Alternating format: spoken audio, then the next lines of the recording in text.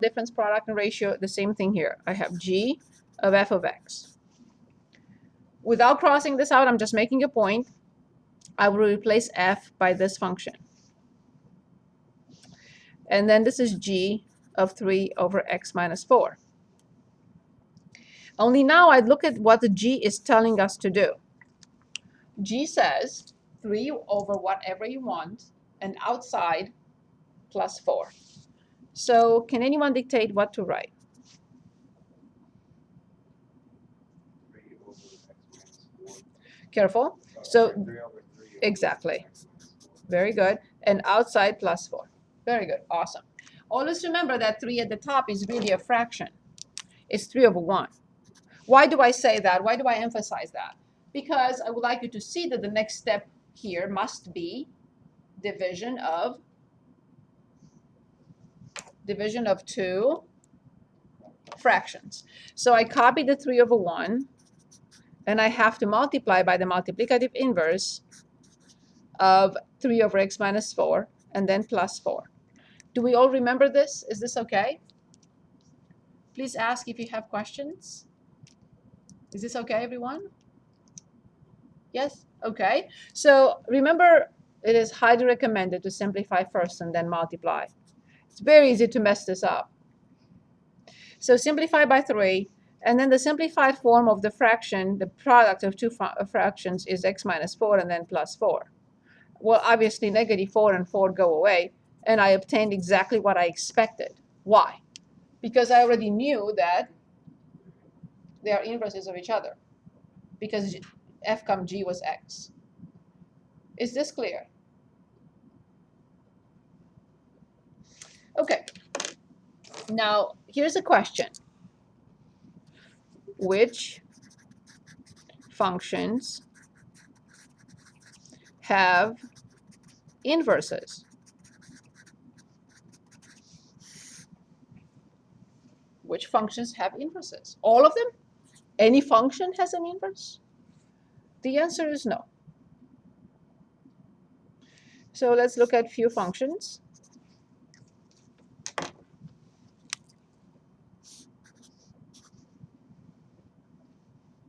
Here's one. Here's the second one. And knowing transformations, you will tell me which functions are these.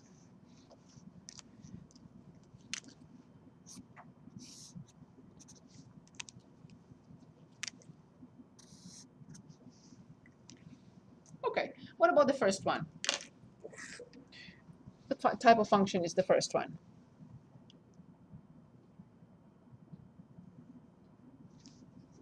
Absolutely. Does it have an inverse function? The answer is yes. Why?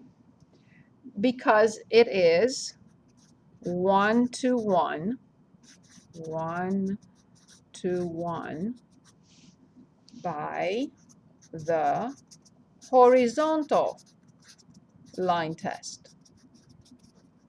The vertical line test tells us whether the graph is a function. The horizontal line test says, for each y, how many different x values will I find?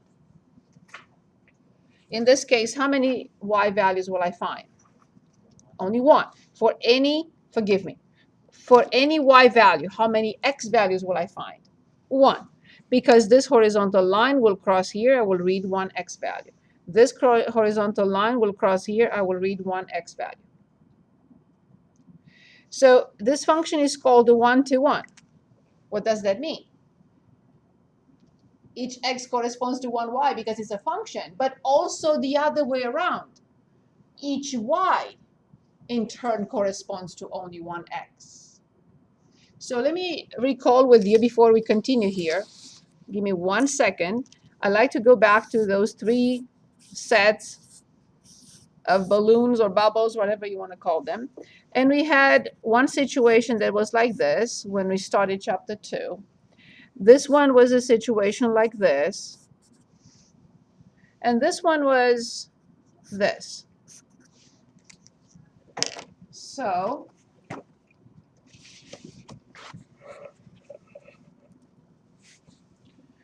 Okay. Is this a function? Yes. Each x corresponds to only one y. Now, if I want to go backwards from this set to this set, will I be able to create a function or not? Because this is going to be the x value now, it corresponds to only one y value. This x value will correspond back to only one y value. This x value will correspond back to only one y value.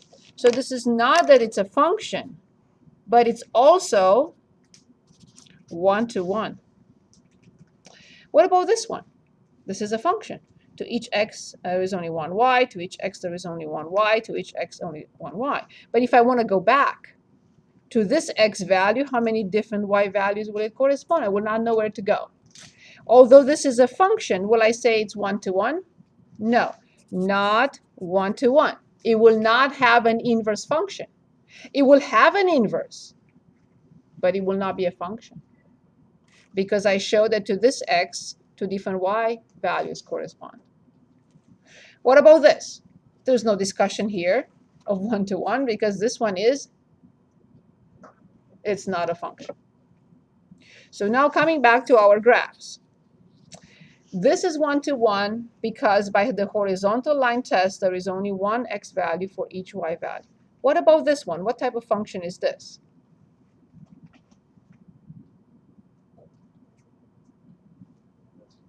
Very good. Is the quadratic function one-to-one? No. By the horizontal line test, this is not one-to-one. It's the same situation. For this y value, we read two different x values. For one, because two different x values go to the same y. It's a function, but not one-to-one. Not one-to-one. It will not have an inverse function unless I make a magic here. Here's how I can make a magic. I define it on a particular domain that I want to work with. Is now this piece, because the other one is non-existent, is now this piece of the quadratic function one-to-one? Yes, as long as I played with the domain. But if I talk about the quadratic function in general, the quadratic function is not one-to-one. Perfect. Okay, what function is this? Very good. This is indeed a square root of x. Is this one-to-one? Let's cut it with horizontal lines. For this horizontal line where it crosses the function, will I read only one x value? Yes. What about for this one? What about for this one? So what do we say about the square root? Is this a one-to-one function? It is one-to-one. So now here's our note. Note. Only one-to-one functions have, I need help, have what? Thank you. They all have inverses, but you're correct. Only these have inverse functions. I can find an inverse for everything, but it's not going to be a function. Very good. Only one-to-one functions have inverse functions. And the next step is how to find the inverse of a one-to-one function. So please give me a linear function since we already know it's one-to-one. Give me a linear function, any linear function you can think of. Knowing that it's one-to-one, we will illustrate how to find the inverse of that function, the inverse function. Any linear function?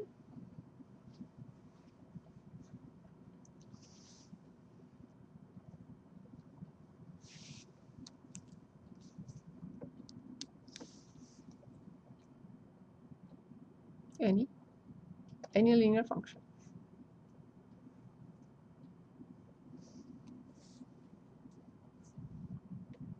Can anyone make one up?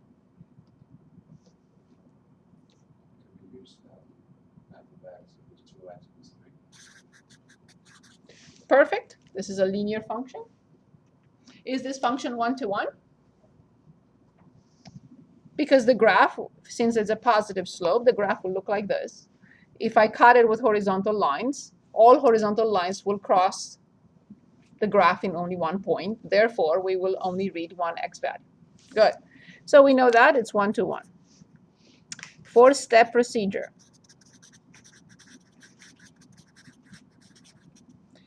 In finding the inverse function. First step, replace f of x by y. First question, am I allowed to? Am I allowed to replace f of x by y? They mean the same thing. Y and f of x are the same.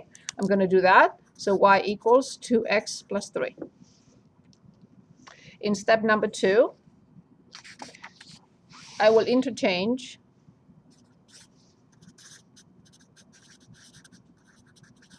x with y. I'll ask in a moment why. For now, when I see y, I replace it with x. When I see x, I replace it with y. Now the question is why? Am I allowed to do this? Not because I say so. Are we allowed to do this? That's the question. So let's go back. This is a 1-to-1 function. It will have an inverse function. The inverse function will go from this set back to this set.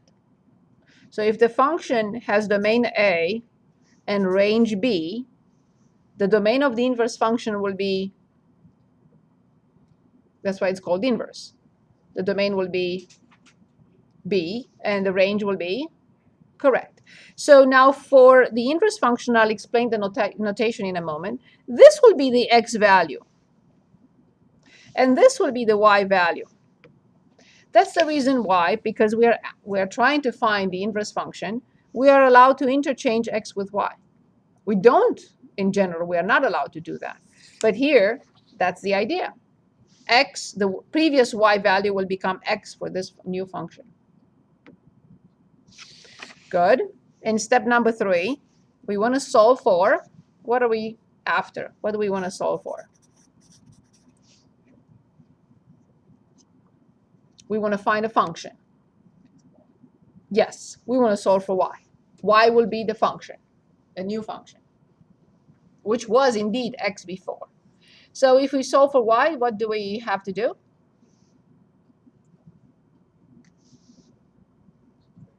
And awesome.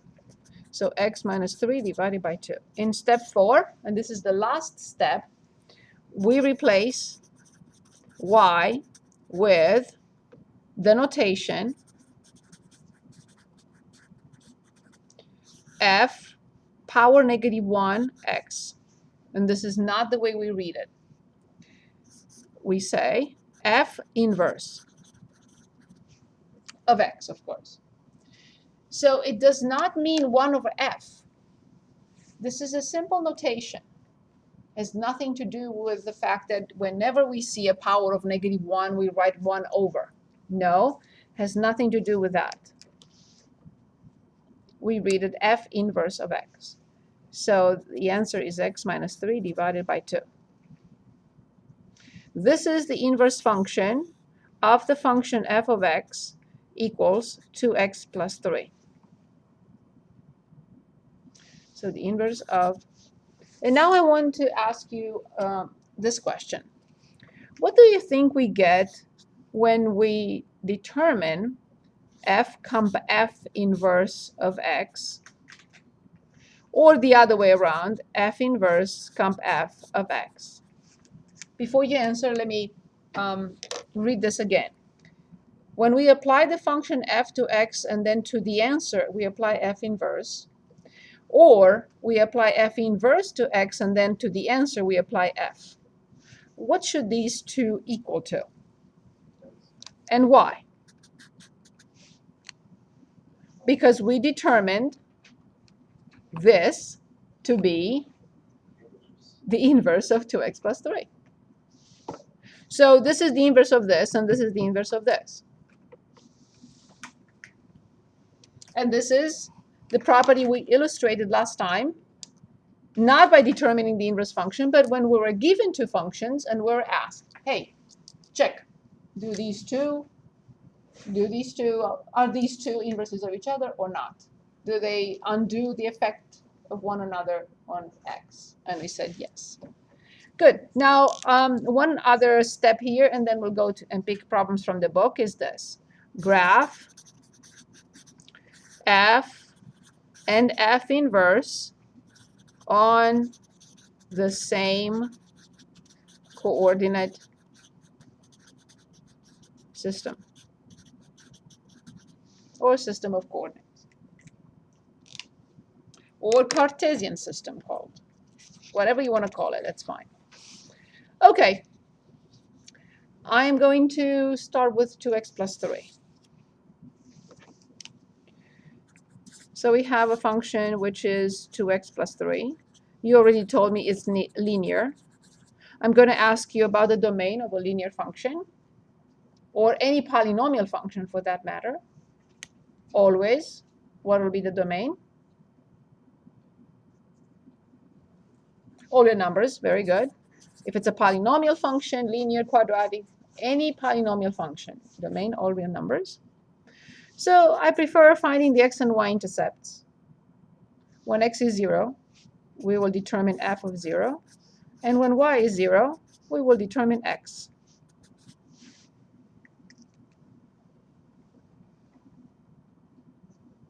So when x is 0, how much is y? 3. So this is 3. And the point is 0, 3. Now when y is 0, I have 0 equals 2x plus 3. I move 3. So I get x equals negative 3/2. So negative 3/2. So what is the ordered pair that I just determined now?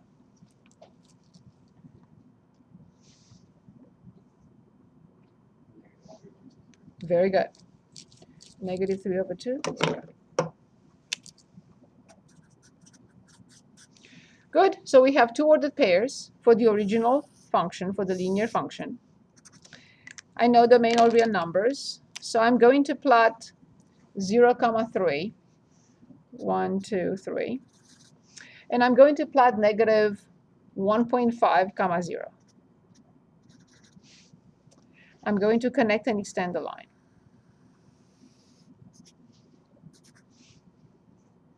So this is the function f of x, which is 2x plus 3. Remember the inverse function, I'm just going to copy it here. The inverse function was x minus 3 divided by 2. Okay. I want you to give me two ordered pairs so I can graph the inverse function without any calculations. Let's see if that is possible and how and why. If it is possible, why it's possible. So remember the relationship between these two functions. Let's look at f. When x was 0, how much was y? 3.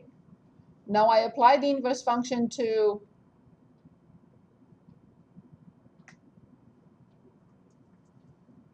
okay, let's do it again.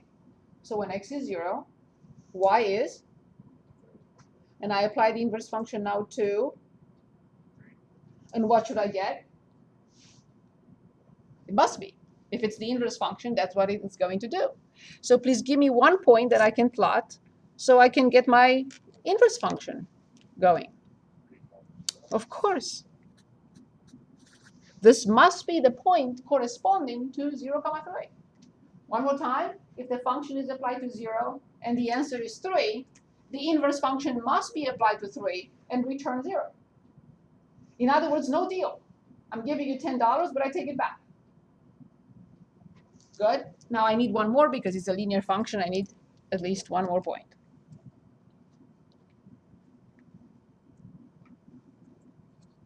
What would be the other point?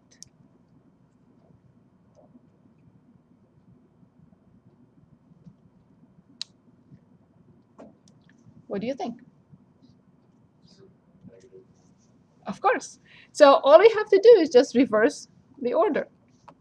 If this point belongs to the function, 3 comma 0 will belong to the inverse.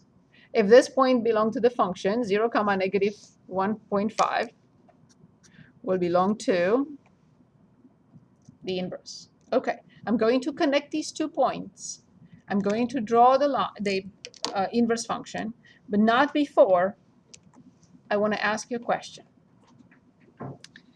Obviously, this point is symmetric with this one, right? So if I draw a line segment between these two, the middle will be exactly this line, right? Because they are symmetric with respect to this line. Same thing here. They are symmetric. So this is the bottom line. The graphs of f and f inverse will always be symmetric with the line y equals x. If we graph them on the same coordinate system, they will always be symmetric with us, and I'm going to put that in writing in a second. So, of course, this point cannot go anywhere because this is the point where x equals y. So if this is negative 10, now reverse it. Negative 10, negative 10. So where the graph of one of the functions crosses y equals x, the other one must.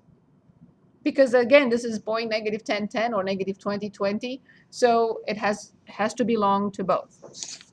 I don't guarantee that I'm going to get a perfect graph, but I'm going to try. It's a little shaky. I missed it. Better. So this is the graph of f inverse, which is x minus 3 divided by 2.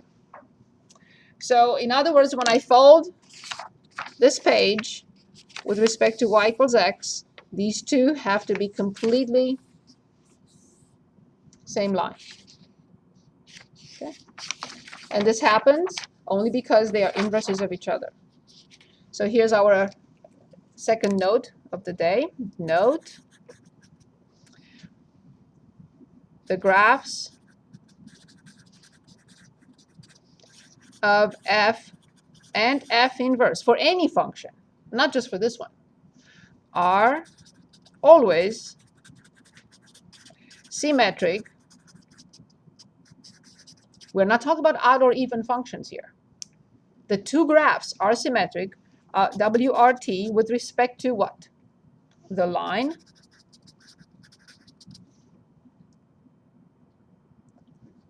yes, or y equals x, same thing.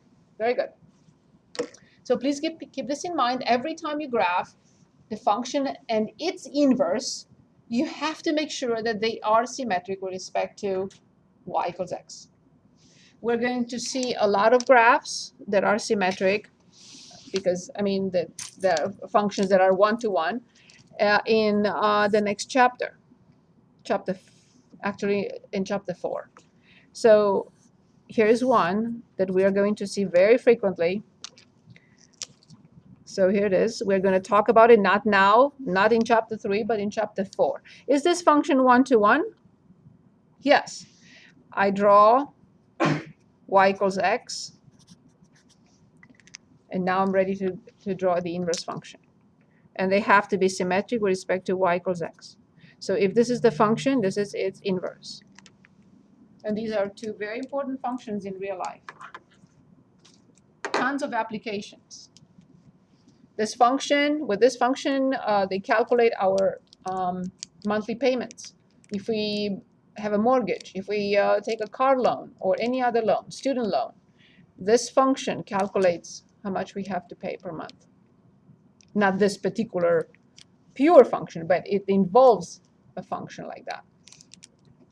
Okay? This other function will have a lot of applications. For example, measures the Richter scale. On Richter scale, it measures the strength of an earthquake. It measures how fast a turkey is cooling down after we take it out of the oven. It's using this function. A lot of applications in real life of these two, but this is for chapter 4. Okay, that is the end of 2.7, but I like to illustrate with more examples before we move on.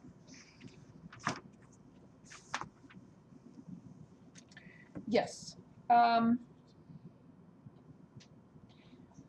page 322, we are given a table.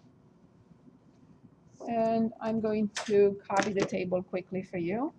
So actually, there are two tables. X, f of x. I don't prefer vertical tables, but they are fine. So 1, 4, 5, and -1. And the other one is x and g of x. And -1, 0, 1, 1, 4, 2, 10, -1. Perfect. And let's say we answer a couple of questions. One question is 53. We're asked to find f of g of 1. And let's say we are also looking at 57, which is f inverse of g of 10. So they just want us to find these two.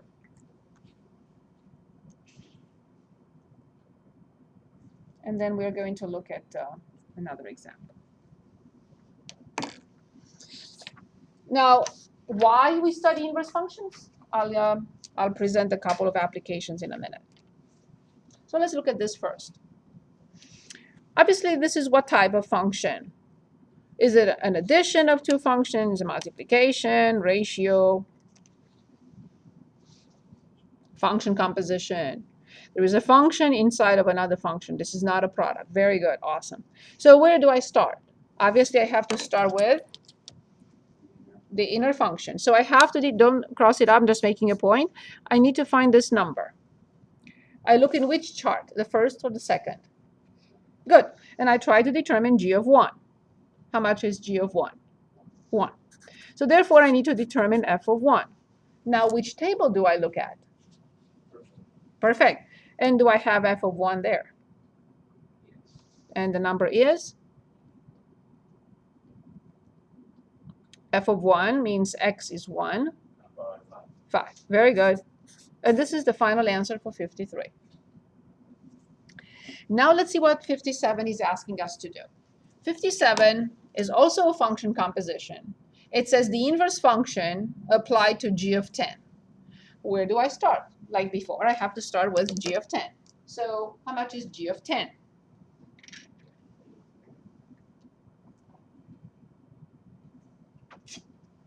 G of 10 is? Very good. Awesome. Perfect. Thank you. So this is -1, so I'm asked to find f inverse of -1.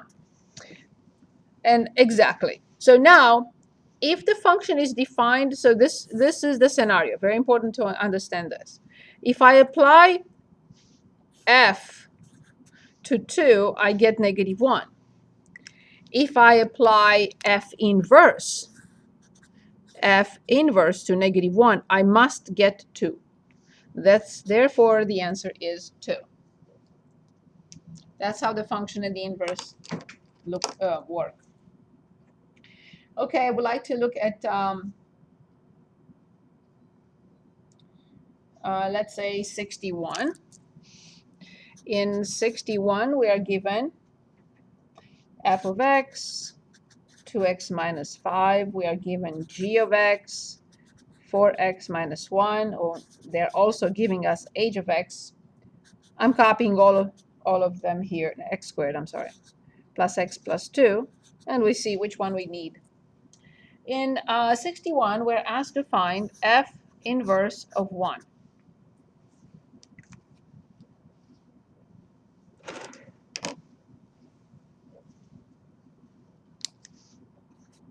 And then we'll look at an application.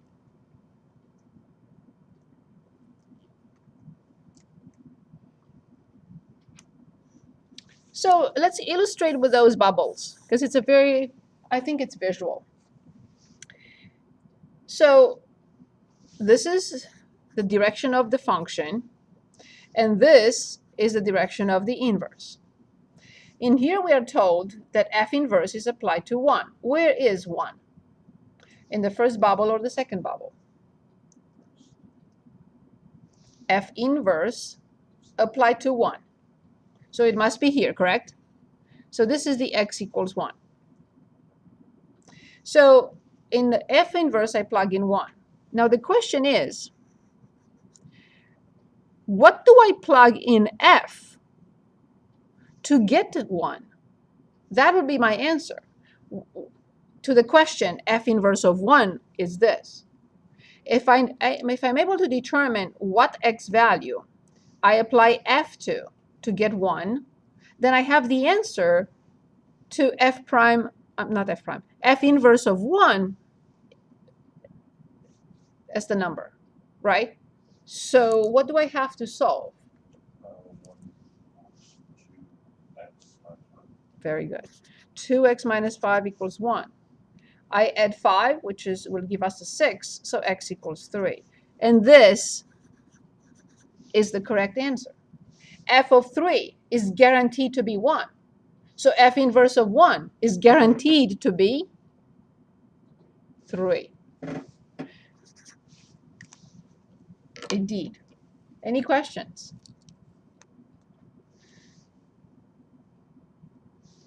Any questions? Okay.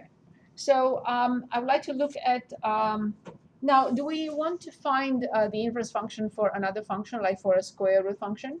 We illustrated only with one example for the linear function. Should we illustrate with another? Perfect. Okay, so let's do that, and then we'll look at an application. So please give me a square root. Square root of whatever you want.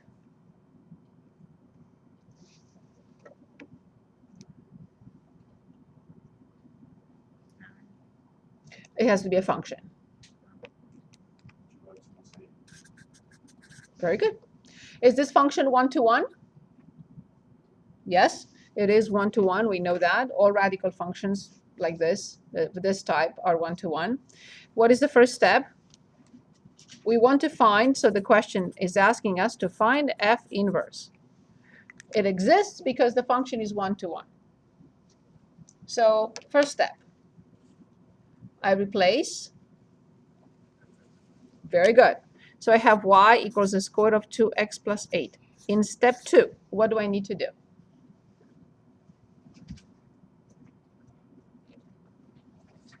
Interchange or swap, yes. So this becomes x, and this becomes y. We know that, what the reason behind it, because the y values of f become x values for f inverse. Good. In step 3, what do I need to do? Solve for y. Very good. So y is the variable. So what do I have to do to clear the radical? Because that's my first step. I cannot, from under the square root, I cannot take anything out. I have to square first. That is mandatory. First I square. So I get x squared equals 2y plus 8. And then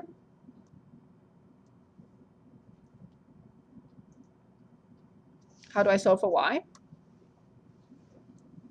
And divide by 2. So this is y equals x squared minus 8 divided by 2. So number 4, simple. I just replace the notation y by the f inverse. And I have to write myself a note here.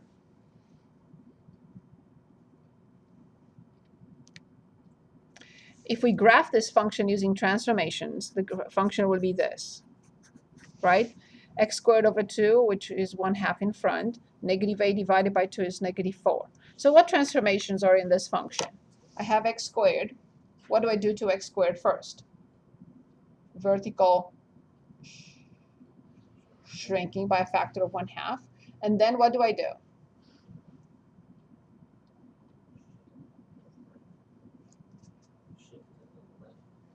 I'm not changing x. So the left and right are always changes in x. I'm not changing x at all.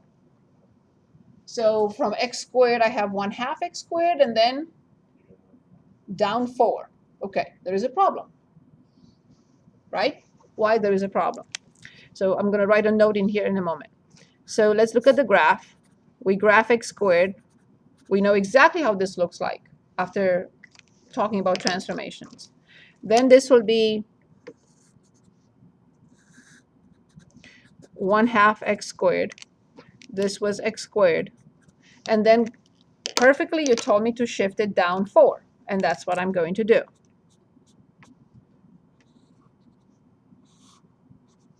So this is 1/2 x squared minus 4. Now, what is the problem? I'm trying to explain that there is a problem and write a note in here.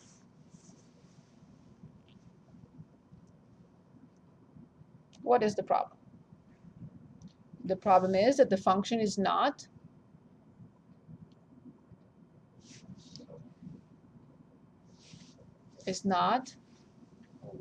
right. So you understand that if a function is 1-to-1, it has an inverse. And this is the inverse. The inverse has to be 1-to-1. It's mandatory, right? If this is not 1-to-1, then I have to make it 1-to-1. But otherwise, it's not going to work, right? 1-to-1, 1-to-1. And here's what I got. I started with a 1-to-1 function, and I got an inverse function that is not 1-to-1. So I have to make a restriction on the domain in order to make it 1-to-1.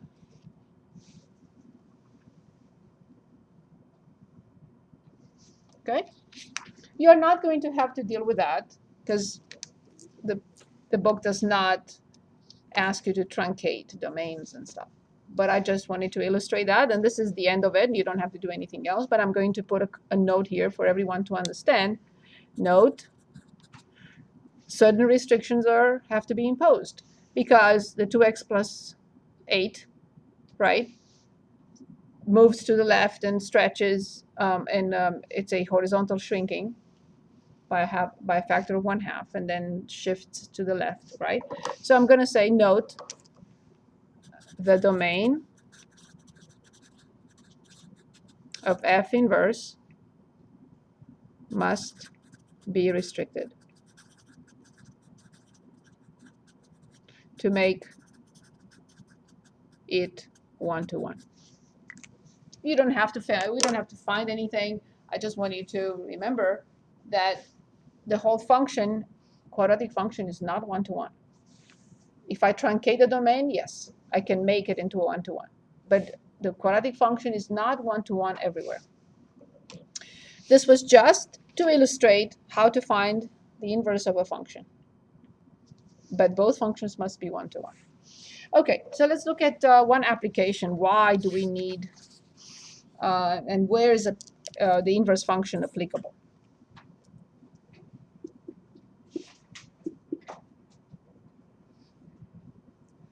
Okay.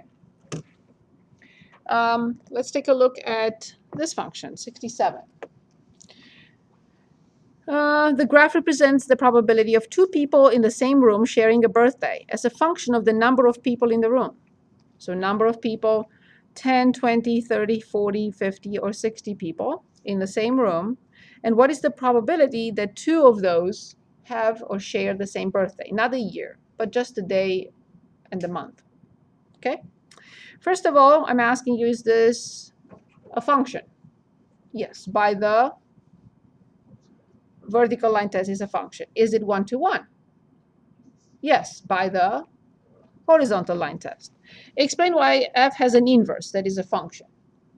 The explanation is because it's 1-to-1. Right. So f has an inverse that is a function because the function is 1-to-1. Perfect. Describe in practical terms the meaning of f inverse of 0.25. Before we answer this, let's see what this means. If there are 40 people in the room, what is the probability that the 2 of them share the same birthday? What would you say? Somewhere between 0.8 and 0.9, somewhere between 80 and 90%. If we have 20 people in the room, what is the probability that 2 of them share the same birthday? 40%. Okay? Now, here's the question. F inverse of 0.25. What does that mean? When I want the probability to be 25%, how many people should I have in the room to reach or accomplish that? How many? 15. F inverse of 0.5. If I want the chances to be 50%, how many people should I invite roughly? 22, 23. Okay. F inverse of 0.7. If I want the probability that 2 people in the room at the gathering have, or the chances are that they 2 of them have shared the same birthday, I should invite at least 30 people. Any questions? So if I want to be certain, according to the graph and according to this function, if I want to be certain that 2 people at the gathering have or share the same birthday, I should invite at least 60. Okay, here's another interesting problem. A study of 900 working women in Texas showed that their feelings changed throughout the day. As the graph indicates, the women felt better as time passed, except for a blip. That is a relative max at lunchtime.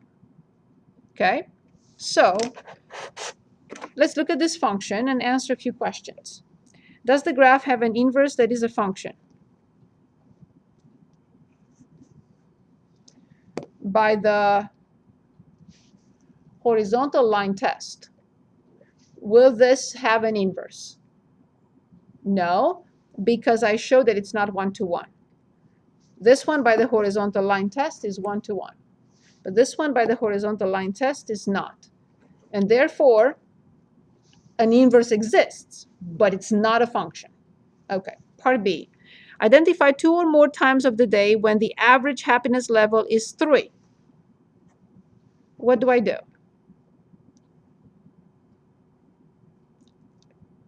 So the time is on the x-axis. The average happiness level is on the y-axis. I'm asked to identify times of the day, meaning I have to draw a horizontal line test at the average happy time of 3. When does this appear to be happening? At noon, yes, and about 7 p.m. Do the ordered pairs in part B indicate that the graph represents a 1-to-1 function? We already explained. This is not a 1-to-1 function. So this is an application of inverse functions. The last section of chapter 2 is 2.8. It deals with the distance. This is a review. This part is reviewed. Distance formula, midpoint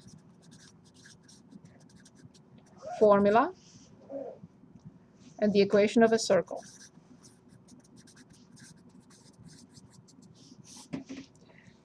Distance formula, midpoint formula, and the equation of a circle. These two are reviewed from a previous class. Let's take a look. Let's suppose we have 2 points. This is point A, and this is point B. I connect them with a line segment. I denote point A as x1, comma y1. I denote point B as the second point with coordinates x2, y2. And I want to find the distance between these two, creating a right triangle. So I want to find the distance. So the distance AB is what? I can use the Pythagorean theorem, in which I have d squared equals 1 leg squared plus the other leg squared. But I have to identify these two distances, these two legs. So what is the measurement of this leg? Well, I know that this point here is x2. I know that this point here is x1. How much this should be? If this is 10 and this is 2, how much is this? Good. So it means x2 minus x1. How much is this? Obviously, this piece from this point to this point.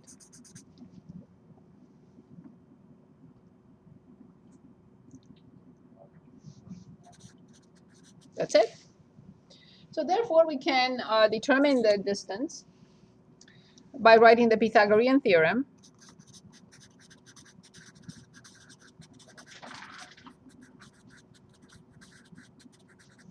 Pythagorean theorem that says the hypotenuse squared equals leg 1 squared plus leg 2 squared. The reason why I wrote it like this is because I don't want you to say a squared equals b squared plus c squared. We don't know which one is b, which one is c, which one is a. So we have to be specific for our case. So what is the hypotenuse here? That's the hypotenuse, the longest side in the right triangle, or the side that is opposite to the 90-degree angle. This is the hypotenuse. So the hypotenuse squared will be d squared. First leg squared, x2 minus x1 squared. And the second leg squared, y2 minus y1, everything squared. And like before, we want to take the square root from both sides. What do I have to write when I take the square root from both sides? Something very important that I should never forget. Correct. However, in this particular case, I will not write plus or minus. Why? Because we are talking about the distance. But always remember, it's part of the problem. You cannot omit plus or minus if a negative solution is allowed. But here, a negative solution is not allowed because we are talking about the distance between 2 points. Now, here's the question for you.